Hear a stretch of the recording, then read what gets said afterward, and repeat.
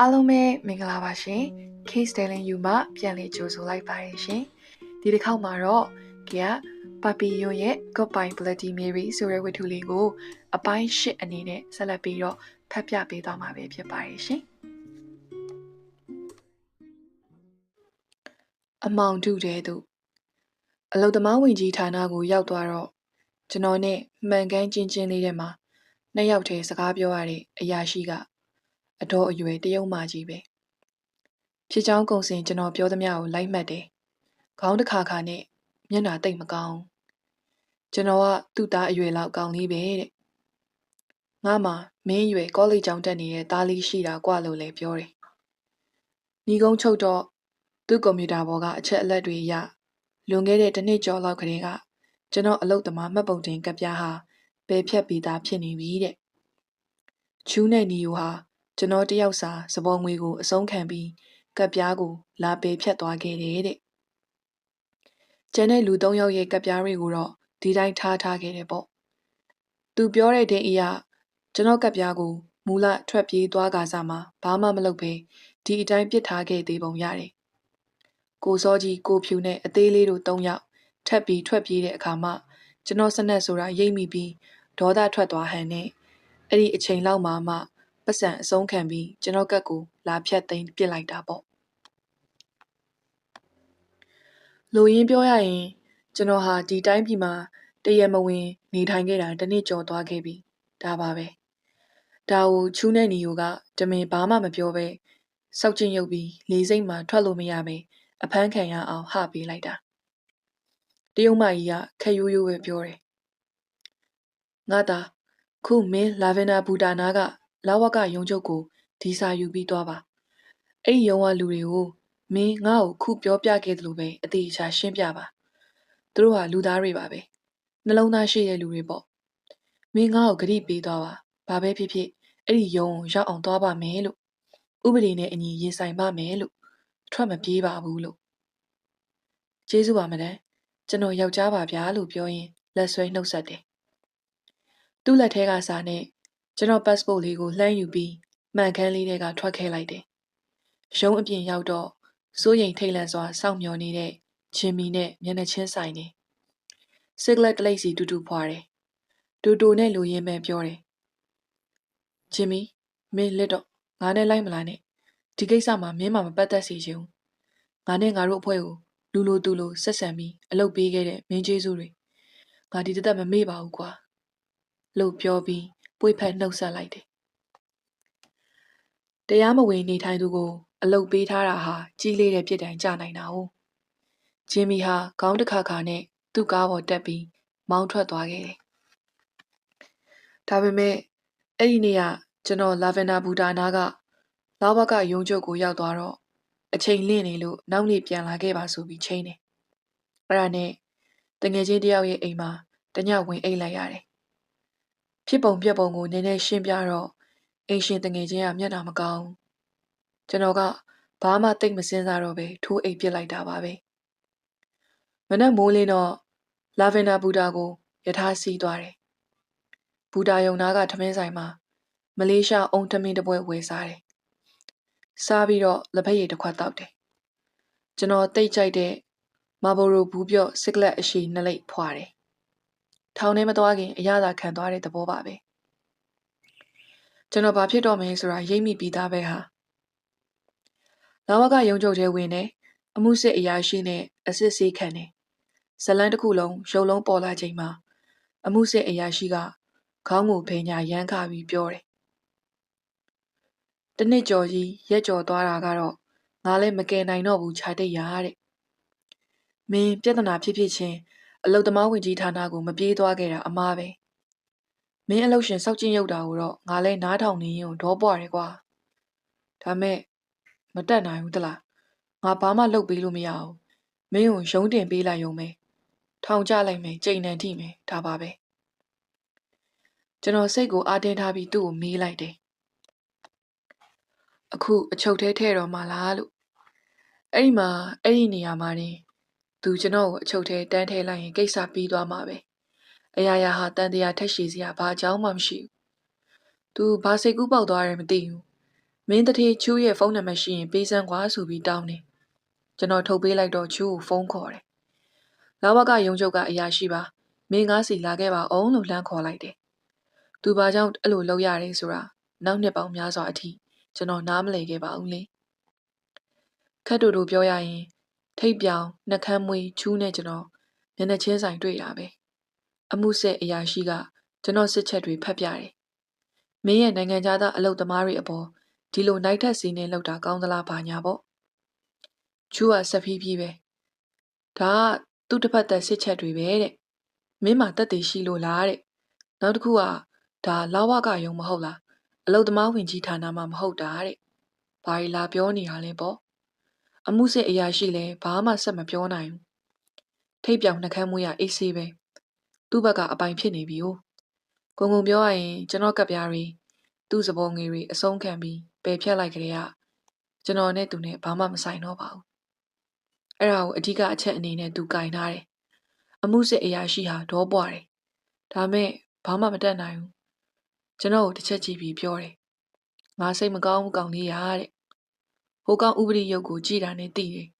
ဂန်စတာလိုဘာလိုအောက်တန်းစားကောင်ကြီးကွာတဲ့အဲ့လိုကျွန်တော်ကိုကပ်ပြောပြီးအခန်းထဲကထွက်သွားခဲ့တယ်အခန်းကျင်းလေးထဲမှာကျွန်တော်နဲ့ချူနှစ်ယောက်တည်းကြံထားခဲ့တယ်ထောင်ထဲဝင်မှုအသင့်ဖြစ်ပြီလားတဲ့အဲ့လိုတယောတော်လေးတန်နဲ့လှမ်းပြီးလို့ကျွန်တော်ကြည့်လိုက်တော့စပွဲတစ်ဖက်ကနေကျွန်တော်ကိုပြည်တီနဲ့လှမ်းကြည့်နေတဲ့ထိတ်ပြောင်ချူသူတို့တွေကမင်းပင်ကိုကြိမ်လုံးကြီးကြီးနဲ့ရိုက်တော့မှာကွဟာဘလို့လဲကိုလူလေလို့ထင်နေသေးလားဟေးမင်းဖင်ကိုသူတို့ကတရွှမ်းရွှဲမြည်အောင်ကြိမ်လုံးကြီးနဲ့ကျွန်တော်ဘာလို့မိမှမသိတော့ဘူးစိတ်လွတ်သွားတယ်သတိဝင်လာတဲ့အချိန်မှာစပွဲပေါ်ခုန်တက်ပြီးချူရဲ့ထိတ်ပြောင်ကိုကလတ်ထိုင်နဲ့ရိုက်ပစ်လိုက်မိပြီသွေးချင်းရဲသွားတဲ့ချူရဲ့ခေါင်းပြောင်ကိုပဲကျွန်တော်မှတ်မိတယ်လာဝကအရာရှိ3-4ယောက်လောက်အခန်းထဲပြေးဝင်လာပြီးကျွန်တော်ကိုလုံးထွေးပြီးဖမ်းချုပ်ထားတယ်ကျွန်တော်အမှုစစ်အရာရှိကကျွန်တော်ကိုအတင်းချုပ်ထားရင်အော်ဟစ်နေတယ်မလုံနဲ့ကောင်လေးမလုံနဲ့ဒုက္ခတွေများကုန်ပြီကွာတဲ့ပြစ်မှုနဲ့ပြစ်ဒဏ်မြေတိုက်အချုပ်ခန်းဟာမီးလုံးဝါကျင့်လေးတွေပဲထွန်းထားတယ်အထဲမှာလူမျိုးပေါင်းစုံပါတဲ့အချုပ်သားတွေကပြည့်ရှံနေတော့မွန်းကျက်နေတာပဲအခန်းကမြေတိုက်ထဲမှာဆိုတော့အေးစိတ်နေရတဲ့အထက်အခင်းကတမန်တလင်းဆိုတော့ရက်ကြလာတာနဲ့အမျှထုံကျင်တာတွေဖြစ်စာပြုလာပြီလူတွေကတွေးဆုပ်ဖုတ်ကောင်တွေလိုဖြော့တော့တွေရဲ့ကျွန်တော်ခုထိအမြင်အာရုံမှာဖြောက်မရပဲပြန်မြင်အောင်နေမိတာကအဲ့ဒီတွေးဆုပ်ဖုတ်ကောင်တွေရဲ့မျက်လုံးတွေမျောလင်းချက်မဲ့နေတဲ့မျက်လုံးတွေကိုဘဝကိုဘယ်တောင်ကန်းဆိုင်မယ်မသိတဲ့ညှိုးငယ်ထိတ်လန့်နေတဲ့မျက်လုံးတွေပေါ့ဒီထဲမှာကြာဆက်နေရရင်ကျွန်တော်ယူသွားတော့မလားမသိဘူးလို့တော့တွေးမိနေပြီဒါမဲ့တိတ်မကြလိုက်ပဲကံကောင်းထောက်မစွာနဲ့ကျွန်တော်ကိုယုံထုတ်တယ်တခြားအချုပ်သားတွေနဲ့အတူတူတန်စကာတွေကာထားတဲ့ဘတ်စကားကြီးနဲ့တရားရုံးကိုပါသွားရောတရားရုံးအဆောက်အုံရဲ့ယာယီအချုပ်ခန်းထဲမှာငုတ်တုတ်ထိုင်နေရတော့ကျွန်တော်အမှုစစ်အရာရှိရောက်လာတယ်ကိုမှတ်ညံကောင်းလွန်ခဲ့တယ်လို့ထင်ပေမဲ့သူ့နာမည်ကိုကျွန်တော်ခုထိပြန်စဉ်းစားလို့မရတော့ခြားတိတ်အဆင်ပြေလားတဲ့ရုတ်တရက်ကိုလေးချိန်ထိုးကျသွားပုံရတဲ့ကျွန်တော်ပုံစံကအဆင်မပြေနေတာအတိတာကြီးပဲသူလည်းအဖြစ်သဘောမေးပုံရပါတယ်အသင့်ပါလာတဲ့ခောက်ဆွဲကြော်တို့ကိုလက်ထဲထိုးထည့်ပေးတယ်စားကွာတဲ့ကျွန်တော်ဘလုတ်ပလောင်းစားနေတော့သူအသေးအချာမှားတန်းချွေတယ်တရားသူကြီးကမင်းကိုအပြစ်ရှိပါသလားလို့မေးတဲ့အခါဟိုညင်းဒီညင်းထညင်းတာမျိုးသွားမလုပ်ပါနဲ့နောက်ထပ်ယုံချင်းတွေထပ်ချင်းပြီးတန်တရားရှိကုန်မယ်ဟိုမြေတိုက်အချုပ်ခန်းကဘလောက်ဆိုးပါသလဲမင်းအခုကြုံခဲ့ရပြီလူရင်းကအပြစ်ရှိပါသလားလို့မေးတဲ့အခါရှိပါတယ်လို့တန်းပြောလိုက်စီရင်ချက်ချလိုက်မယ်ပြီးတာနဲ့ကွင်းစတောင်းထောင်ကိုတန်းပို့တယ်ထောင်ရောက်ရင်မင်းချောင်းချောင်းချိချိလင်းလင်းချင်းချင်းတက်တောင့်တက်တာနေရမယ်ငါမင်းကိုမှားချင်တာအဲ့ဒါပါပဲငါပြောရနားလဲရမလားကျွန်တော်ခေါင်းငိမ့်ပြတယ်သူကျွန်တော်ကိုချင်းချင်းနာနာပွေးဖက်တယ်မင်းပြန်ထွက်လာတဲ့အခါငါနဲ့ထပ်တွေ့ကြသေးတာပေါ့လို့ပြောရင် နှုတ်ဆက်ပြီးထွက်သွားခဲ့တယ်။ကျွန်တော်ကိုတရားခွင်တင်တဲ့အခါသူတင်ပေးထားတဲ့အတိုင်းပါပဲ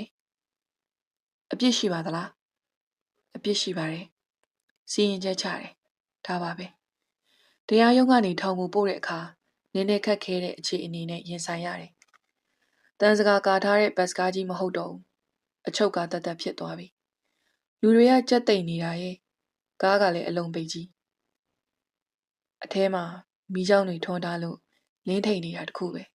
။အဲကွန်းပါလို့သာတော်သေးတယ်။မဟုတ်ရင်မွန်းပြီးသေကုန်မလားမသိဘူး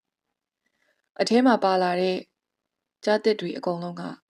လက်ထိတ်ကိုလက်နောက်ပြန်တွေအခက်ခံထားရတာရဲ့။တရုတ်ကလားဗမာမလေးအင်ဒိုအဖြူလူမျိုးစုံပဲဘာသာမျိုးစုံနဲ့စူညံနေအောင်စကားတွေအော်ဟစ်ပြောနေကြတယ်ကျွန်တော်လည်းငြိမ်မနေပါဘူးဗမာလိုစွတ်អော်တာပဲဗမာပါသလားဗမာဒီမှာဗမာပါတယ်ဗမာပါသလားဗမာဒီမှာဗမာပါတယ်ဗျို့ပါတယ်ဒီမှာဗျို့စူညံပေါ်လို့ရိုက်နေတဲ့လူအုပ်ကြီးကြားတဲ့ဟာပြန်អော်တယ်ကျွန်တော်တိုးဝေပြီးလိုက်ရှာတယ်တွေ့တယ်အပြန်အလှန်អော်ပြီးနှုတ်ဆက်တယ်အောင်သူရမေမျိုးကဓားထိုးမှုရှစ်နှစ်ကြာတယ်ညီလေးရောကျွန်တော်မျိုးကအကိုလောက်မများဘူးကြာတာကမင်းကြောပေးပြီးအကိုအတွင်းငံနဲ့လက်နိုင်စမ်းပါကျွန်တော်တစ်ဖက်လှည့်ပြီးနှိုက်လိုက်တော့စစ်ကလပ်ဘူးနဲ့မီးရစ်ထွက်လာတယ်လက်နောက်ပြန်အနေထားတွေနဲ့ကုတ်ကပ်ပြီးမီးညှိတယ်တယောက်ကကင်ထားပေးပြီးနောက်တယောက်ကဖင်ကုန်းလို့စစ်ကလပ်ဖွာရတယ်ကောင်းလိုက်တာဗျာကျန်တဲ့အချုပ်သားတွေကိုပါဝေပေးဖို့ပြင်တယ်ထောင်ထဲဝင်မှာတလားစီရင်ဒီစစ်ကလပ်ဘူးအလကားဖြစ်မှာပဲလေဆိုတော့စစ်ကလပ်ဖွာကြမလားလို့អော်တော့လာဝေယူကြတယ်ကျွန်တော်နဲ့ကိုအောင်သူရတောက်တယ်လို့ပဲတယောက်ကင်ပြီးနောက်တယောက်ကကုန်းဖွာနဲ့အလုပ်တွေဖြစ်နေကြတယ်ကားဒီစီးလုံးလဲစစ်ကလပ်မိုးတွေနဲ့မွန်ထူကုန်ပြီအဲ့ဒီမှာစစ်ကလပ်လာယူတဲ့အချုပ်သားတယောက်ကကျွန်တော်ကိုအော်ဖာပေးတယ်ဖုန်းဆက်ချင်သလားဖုန်းပါလာတယ်တဲ့ကျွန်တော်စိတ်မထိန်နိုင်ဘူးအလွတ်ရနေတဲ့ဖုန်းနံပါတ်ကိုអော်ပြောတယ်9022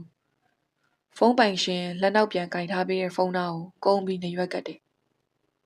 ဟယ်လိုမေရီအချစ်ဟန်နီနေပါမလဲငါစိတ်ပူလို့တေတော့မယ်မေရီငါတို့နောက်ဘယ်တော့မှပြန်မဆုံနိုင်တော့ဘူးဟန်နီနေပါမလဲလို့ငါမေးနေရလေငါ့ကိုဂယူးဆိုင်ခဲ့တာအတွက်ကျေးဇူးတင်ပါတယ်မဟုတ်သေးဘူးဟာနေပါမလဲငါ့ကိုပြောငါလာမယ်ခုမေရီနေမငိုပါနဲ့ဟာနေလိုက်လာလို့မရတော့တဲ့နေရာမှာငါဟာဟန်နီနေအဲ့လိုမပြောနဲ့ငါနေမရှိပဲဘလို့မှနေလို့မတတ်ဘူး Mary goodbye ချစ် goodbye ဖုန်းထဲကနေကဘာပြတ်မတက်အော်ဟစ်ငိုယူနေတဲ့ကျွန်တော်ချစ်သူ Mary လေးရဲ့အတန်ကိုကျွန်တော်ဆက်နားမထောင်နိုင်ခဲ့ဘူးကုန်းကွားကလှုပ်ထားရကကိုကိုပြန်မက်လိုက်ပြီးဖုန်းပိုင်ရှင်ကိုကတုံကရင်နဲ့အော်ဟစ်ခဲ့တယ်ဖုန်းချလိုက်တော့ကိုအောင်သူရကျွန်တော်ကိုစစ်ကလက်တစ်လေးလောက်ထပ်တိုက်ပြလို့တောင်းဆိုတယ်ဖင်ကုန်းပြီးစစ်ကလက်တွေအဆက်မပြတ်ဖွာတယ်တဟို့ဟို့နဲ့မီးခိုးငွေတွေနင်းတယ်ညက်ရည်တွေပေါက်ကြတယ်ကျွန်တော်ဘဲဘက်ရှင်အောင်ထဲမှာစူးစူးကြီးဗျာဖြစ်နိုင်ရင်ရှုပ်ရှက်ခတ်ပြီးစူညံပေါ်လောရိုက်နေတဲ့ဒီအချုပ်ကားကြီးထဲမှာပဲကျွန်တော်ရုတ်တရက်တိတ်ဆုံးပြစ်လိုက်ခြင်းတယ်ဖာပီယွန်တို့ဥညွတ်ချင်းမြေတိုက်အချုပ်ခန်းထက်ထောင်ကပူကောင်းနေဆိုတာယာနှုံးပြည့်မမှန်ခဲ့ဘူးကျွန်တော်ကိုချမှတ်လိုက်တဲ့ပြစ်ဒဏ်ထဲမှာစုစုပေါင်း၃မျိုးပါတယ် BC ကျိန်တန်နဲ့ထောင်တန်ချက်ချင်းတော့မထောင်းတာလာသေးဘူးထောင်ထဲရောက်ချင်းပါလာတဲ့ပစ္စည်းတွေအကုန်လုံးတလားစီရဲ့ပတ်စံဖုန်းအဝတ်အစားအစရှိသဖြင့်အကုန်စည်ရင်းမှတ်ပြီးတိန်းသွားတယ်ပြန်ထွက်တော့အကုန်အတိအကျပြန်ရပါတယ်အထူးသဖြင့်ပလတ်စတစ်အိတ်နဲ့ထည့်ထားတဲ့ပတ်စံတွေကတစ်ချက်တောင်လျော့မနေဘူးစွတ်ကျဲလက်စားကအဖြူနဲ့ဘောင်းမီတူအပြာရောင်ဝေးရတယ်ခေါင်းဝစပင်တွေကိုဂိုင်းနဲ့ထိုးပြီးကရုံးစရောက်ညက်တာခံရတယ်ကျွန်တော်မှနာမည်မရှိတော့ဘူးလက်ကောက်ဝတ်မှာပတ်ထားတဲ့ဘားကုတ်ပါတဲ့ပလတ်စတစ်လက်ကောက်အရာကျွန်တော်ဟာ 1116ဆိုတဲ့နံပါတ်တစ်ခုပဲသွားတိုက်စီသဘွတ်တန်လက်မလောက်ဆက်ပြအဝတ်အပိုတစ်စုံအစရှိတဲ့ဒိုလီမူလီတွေထည့်ဖို့ပလတ်စတစ်ပုံအသေးလေးတစ်ခုရတယ်ပထမဆုံးညကနှစ်ထပ်ဆောင်တစ်ခုရဲ့တောင်ဆုံးအခန်းမှာကလားတစ်ကောင်နဲ့အတူနေရတယ်မျက်နှာစာကတန်တိုင်တွေနဲ့ဟင်းလင်းဖွင့်တာတော့မစိုးဘူးပေါ့ညနေစာကိုဆန်ချမ်းထမင်းနဲ့အသီးအရွက်ငမုတ်ခတ်သေးသေးတစ်ကောင်ပေးတယ်ပန်းသီးအစိမ်းတစ်လုံးတောင်ပါသေးတယ်မိုးချုပ်တော့လူစစ်တယ်ထောင်ဝါတာတွေလာစစ်တဲ့အခါပုံစံထိုင်ပြီးသူတို့အော်ခေါ်တဲ့ကိုယ့်နံပါတ်ကြိုင်ရှိလို့အော်ရုံပဲလာစစ်ဆေးပြီးခဏနေတော့မီးတွေပိတ်သွားတာပဲအဲ့ချိန်ပေါ့အခန်းပေါ်ကလားနဲ့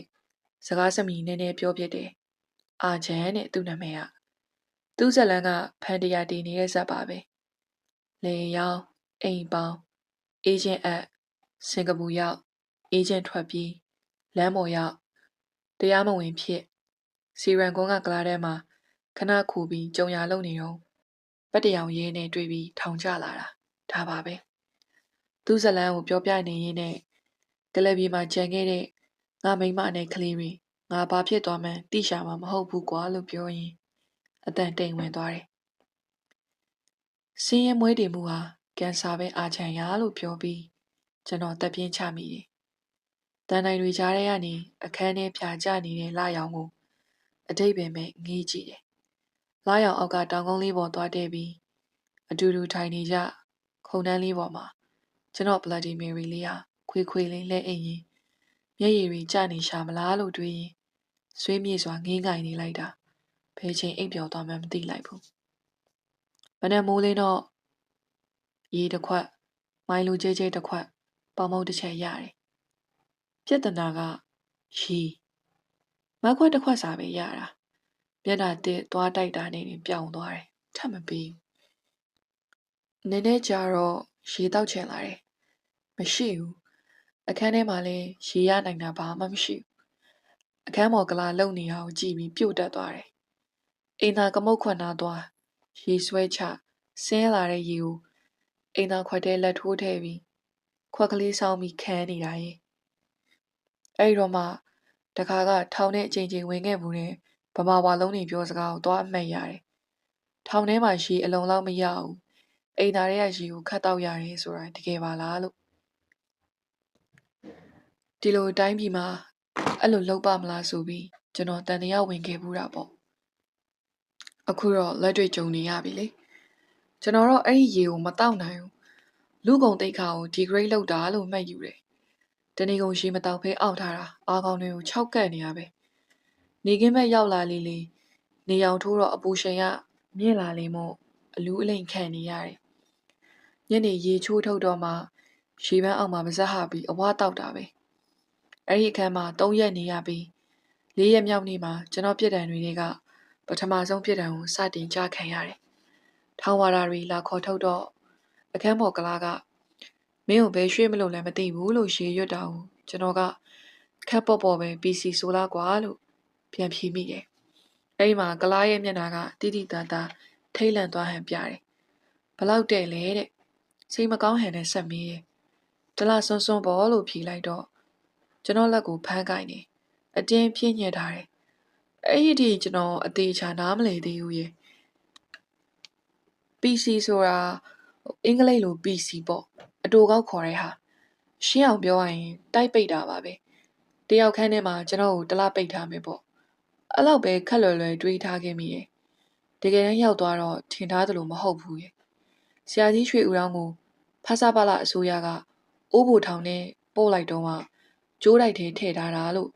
ကျွန်တော်စာထဲဖတ်ခဲ့ဘူးတာ哦နေအောင်ဓာတ်ရိုက်ထိုးတဲ့အခန်းလေးဆိုတော့ပူလောင်လွန်းလို့ကြောကော့အောင်ခံရမှာသူ့ရင်ဘတ်ထဲစူးကြီးတစ်ချောင်းပေါက်ခဲ့တယ်လို့ရေးဘူးတယ်မလားကျွန်တော်အခန်းလေးဟာလည်းပူလွန်းတယ်အစိုးရဆုံးကအလုံးပိတ်အခန်းဖြစ်နေတာပဲအဲ့ဒီတိုက်ထဲကျွန်တော်ကိုထဲပိတ်ပြီးအပြင်ကတော့ခတ်ထားတယ်အထဲမှာပေါင်ရီဝိုးတော်ပဲလေဝင်ပေါက်ကအလင်းရောင်လေးကြောင့်ဘယ်နာကပါဆိုတာခံမှန်းလို့ရနေရလေးပဲရှိတယ်အခန်းရဲ့အကျယ်ဝန်းကအလေတက်တက်မှာစောင့်ကြောက်ထိုင်ပြီးငှက်တောင်ပန်ဖြန့်တယ်လို့လက်နှစ်ဖက်ဆန့်တန်းလိုက်ရင်ဘေးနံရံနှစ်ဖက်ကိုတိုက်နေတယ်အရှေက လူတရက်စာလှဲအိတ်လိုက်ရင်ဆန့်ယုံပဲထောင်ဆုံးမှာအိမ်သာခွက်တစ်ခုရှိတယ်ဒါပါပဲအခန်းထဲကိုအထက်ခံလိုက်ရတဲ့အခါကျွန်တော်ရုတ်တရက်ပြာရခတ်သွားတယ်အမောင်ကန်ငါ့ကိုဒီအမောင်ကန်ထဲမှာရက်တွေအကြာကြီးပိတ်ထားတော့မယ်ဆိုတဲ့ကြောက်စိတ်ကလူကိုသွေးပြက်ထိတ်လန့်သွားစေတယ်ခရောက်ခရက်နဲ့အခန်းချင်းလေးတဲ့ဟိုလျှောက်ဒီလျှောက်နေရင်ငါ့ကို PC ထဲထည့်တော့မယ်လို့ပြောတော့ဟိုကလာထိတ်လန့်သွားတာဒါကြောင့်ပဲလို့သိသွားရပြီစကားပြောဖို့မရှိဘူးဘာမှမမြင်ရဘူးအတန်လည်းမကြားရဘူးငါဒီထဲမှာဘယ်လောက်ထိတောင့်ခံနိုင်မှာလဲဆိုတဲ့စိုးရိမ်စိတ်ကကြီးစိုးလာတယ်လက်စသက်တော့ PC ဆိုတာတာမန်ရိုးရိုးအခန်းလေးမဟုတ်ပါလား solitary confinement cell ဖြစ်နေပါရောလားကျွန်တော်ဟာတရက်24နာရီမှာ23နာရီတိတိဒီအထဲမှာအပိတ်ခံရတော့မယ်ပေါ့တနာရီ2နာရီ3နာရီကျွန်တော်မမှတ်နိုင်တော့အခန်းထဲမှာအမှောင်ထဲမှာဟိုဒီလျှောက်ရင်ယူးကျင်တယ်လို့တွေဖြစ်သွားခဲ့ပြီတချင်းတွေအော်ဆိုတယ်ရသမျှတချင်းတွေကုံသွားရင်ဖက်ခဲ့ဘူးသမျှစာအုပ်တွေအကြောင်းစဉ်းစားတယ်ဒိုက်ထိုးတယ်တကိုယ်လုံးကအားတွေကုံသွားတဲ့အထိဒိုက်ထိုးတယ်ပျော့ခွေသွားတော့မှကျမ်းမြေပေါ်ခွေအိတ်ရင်အိပ်ပျော်သွားတယ်အိယာနိုးလာတဲ့အခါဘယ်ရောက်နေမှမသိဘူးအမောင်တူကြီးထဲမှာပဲ1ရက်2ရက်3ရက်ကျွန်တော်သတိတစ်ချက်လွတ်ချင်လာပြီတခါတလေအော်ငိုတယ်အဖွားကြီးတောက်လာမကဲနိုင်တော့ဘူးလားလို့နာနာချင်းအော်ဟစ်တယ်အမောင်ထဲမှာလူရိတ်လိုတွေဖြက်ခနဲ့မြင်နေရတယ်ကျွန်တော်ဒီဘဝရောက်အောင်တွန်းပို့ခဲ့တဲ့ချူးကိုမျက်စိရမြင်ရအောင်လေလက်သီးတွေကန်ချက်တွေအမောင်တူထဲမှာမင်းကအသေးတက်ပြီးကျိုးစင်တက်မယ်ကွာလို့អော်တယ်ကျွန်တော်စိတ်တွေပုံမှန်မဟုတ်တော့မှရှိတ်စားမိလာပြီကျမ်းမြေပေါ်မှာစောင်းကြောက်ထိုင်ချရင်စိတ်ကဖြက်ခနဲ့ပါပီယွန်စီရောက်သွားတယ်ကျွန်တော်ငငယ်ကဖတ်ခဲ့ဘူးတဲ့ Honorary Cherry ရေးရဲ့ပါပီယွန်သို့မဟုတ်ပြင်သစ်လောဖာပီယွန်ဆိုရှင်ဘက်မှာလိပ်ပြပုံတက်တူးနဲ့ကောင်ထောင်အကြိမ်ကြိမ်ဖောက်ပြေးတဲ့ပါရီမြို့ကလူမိုက်တကြွန်းကြနေရတော့ကမ်းမမြင်လမ်းမမြင်ပင်လယ်ကြီးကိုဖျက်ပြေးရတဲ့ကောင်အကြိမ်ကြိမ်ပြေးအခါကပြန်မိဘယ်တော့မှလမ်းမလျှော့တဲ့ကောင်နောက်ဆုံးတရေကျွန်း6ကဘာပေါ်ကနေအုံးခွန်တွေထည့်ထားတဲ့အိတ်တလုံးနဲ့ခုန်ချသွားခဲ့ပြီးပင်လယ်ပြင်ကိုလက်ပစ်ကူလို့တောင်အမေရိကစီလွတ်မြောက်သွားခဲ့တဲ့ကောင်ကြီးကြားဆိုမှကြားဘယ်တော့မှအရှုံးမပေးဘူးသူ့ကိုလည်းတကြွန်းလုံးမှာ solitary confinement cell တဲ့ထည့်ထားခဲ့တာမဟုတ်လားအဲ့ဒီအခန်းထဲအထက်ခံရတဲ့လူတွေဟာယူတဲ့လူတွေကယူသေတဲ့လူတွေကသေပေမဲ့လို့ဘာဘီလွန်ကတီငိမ့်နဲ့ရင်ဆိုင်နိုင်ခဲ့တယ်လေဆိုတော့သူ့ကိုယ်သူသေမသွားအောင်တောင့်ခံသွားနိုင်ခဲ့တယ်ဒီကောင်ကြီးကအားကျခဲ့ဘူးပဲမဲ့ခုဆိုရက်ပိုင်းလေးနဲ့ငါတွတ်ခါအောင်ယူကျင်နေပြီရဲ့လားအဲ့လိုတွေးမိသွားတဲ့အချိန်မှာကျွန်တော်အော်ဟစ်ပြီးရှီမောပစ်လိုက်ခဲ့တယ်ကျွန်တော်မကြောက်တော့ဘူးဒီအမောင်ကန်းထဲမှာရက်အနှဲငယ်ဖြတ်တန်းပြီးရင်ငါဟာအရင်အထက်အစမတန်ပုံမမာကျောတဲ့ယောက်ျားအဖြစ်နဲ့အပြင်ကိုထွက်လိမ့်မယ်ငါဟာအသက်ကလေး20စွန်းစာမှာဘဝစုံနေအောင်ကျင်လည်ခဲ့ရပြီးပြီငါဟာရင်းချက်မှုရှိတန်တဲ့လောက်ရှိတော့မယ်ဒီအခန်းထဲမှာငါကြက်ခံမယ်ကိုယူမသွားအောင်တေမသွားအောင်မွေးမြူမယ်ဒါပါပဲလို့ယတိပြတ်ဆုံးဖြတ်ချက်ချလိုက်မိတယ်သူ့တငယ်ချင်းလူဝီတကားကိုပါပီလွန်ပြောသွားတဲ့စကားအရေးကြီးဆုံးအချက်ကငါတို့အသက်ရှင်နေသေးတယ်ဆိုတာပါပဲတဲ့အဲ့ဒါလေးကိုအမြဲနှလုံးသွင်းပြီးတောင့်ခံနေနိုင်ခဲ့တယ်ဖတ်ဖူးသမျှစာအုပ်တွေအကြောင်းဇလန်းဆက်ကွက်တွေအကြောင်းအသေးစိတ်ပြန်တွေးတော့ပြီးစိတ်ကူးနဲ့ပုံဖော်တယ်ရုပ်ရှင်ဇာတ်ကားလိုတစ်ဖြက်ဖြက်ပေါ်အောင်မြင်အောင်ကြည့်တယ်ကိုယ်စိတ်ကူးထဲမှာချူးဆိုတဲ့ထိပ်ပြောင်နှကမ်းမွေးကိုဇလန်းရေးပြီးတတ်ပစ်တယ်ကျွန်တော်အယမ်းပျော်တာပဲအခန်းချင်းလေးထဲမှာအဆက်မပြတ်ကိုလက်လှုပ်ရှားတယ် Honorary Cherry ရဲ့ပါပီလွန်ကိုအာယုံပြုတယ်မတထောင်တကောင်ပွားကြီးဆိုပြီးအဲ့ရကနိုးလာတာနဲ့ဥညွတ်တယ်ငါထောင်ကလွတ်ရင်သူ့လိုပဲရှင်ဘက်မှာလိပ်ပြပုံတက်တူထိုးပြမယ်လို့ကြုံသွားတယ်တတ်မှတ်ရက်ပြည့်တဲ့အခါ PC ကန်းထဲကနေကျွန်တော်မယူပဲထွက်လာနိုင်ခဲ့ပါတယ်အတန်ငယ်တုံချိနေပေမဲ့အခန်းတကားလာဖွင့်ပေးတဲ့ထောင်ဝါရာတွေကိုဇက်လိုက်ကျော်ပါပီလွန်ကိုက်ဖမ်းရင်ကျွန်တော်ပြုံးပြပြီးခတ်တိုးတိုးရှည်ရွတ်ခဲ့တယ် I'm still here လို့